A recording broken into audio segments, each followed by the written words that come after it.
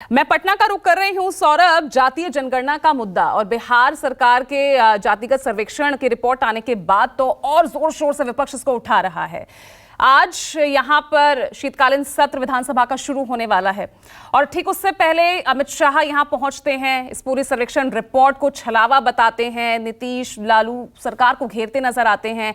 विपक्ष की भी आज यही रणनीति है विधानसभा के अंदर भी इस मुद्दे को उठाना। लेकिन बिहार सरकार आज इस पूरे रिपोर्ट को पेश करने जा रही है, जिस आर्थिक सर्वे के नाम पर जो विपक्ष सवाल उठा रहा था, आज उसका जवाब देने की तैयारी में सत्ता पक्ष दिख रहा है। तो ऐसे में क्या लग रहा है, कितना हंगामेदार रहेगा? क्या विपक्ष अपनी रणनीति में सफल हो पाएगा?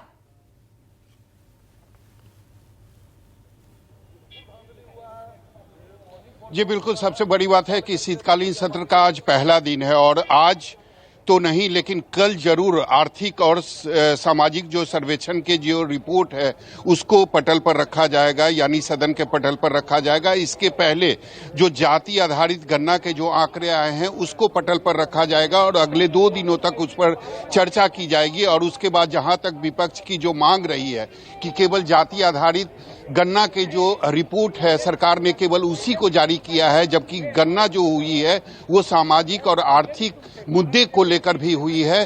तो आज उनकी जो मांग है, यानी विपक्ष की जो मांग है, वह महागठबंधन की सरकार उसको दूर कर देगी। और उसी समय हालांकि मुख्यमंत्री ने कहा था कि जब विधानसभा का शीतकालीन सत्र शुरू होगा तो सामाजिक और आर्थिक सर्वेक्षण के जो आंकड़े हैं उसको भी रखा जाएगा। यानी कल जो है यह माना जा रहा है कि सबसे पहले जाति आधारित जो सर्वे है उसकी जो आंकड़े हैं उसको सदन पर रखा जाएगा, उस पर 2 दिनों की चर्चा की जाएगी और उसके बाद सामाजिक और आर्थिक सर्वेक्षण के जो आंकड़े हैं उसको भी सदन के अंदर रखा जाएगा। और उसके बाद यह चर्चा होगी कि मौजूदा समय में जो रिजर्वेशन दिया जा रहा है क्या वो पर्याप्त है या इसे भी बढ़ाने की जरूरत है। तो निश्चित तौर पर कल जिस तरीके से गृह मंत्री अमित शाह ने कहा था कि यादव और मुस्लिमों की संख्या जो है वह बढ़ाई गई है, तो निश्चित रूप से जाति आधारित गणना के जो आंकड़े आए हैं उसके बाद विपक्ष यानी बीजेपी जो है वह कहीं न कहीं बैकफुट पर नजर आ रही है और उसी के कारण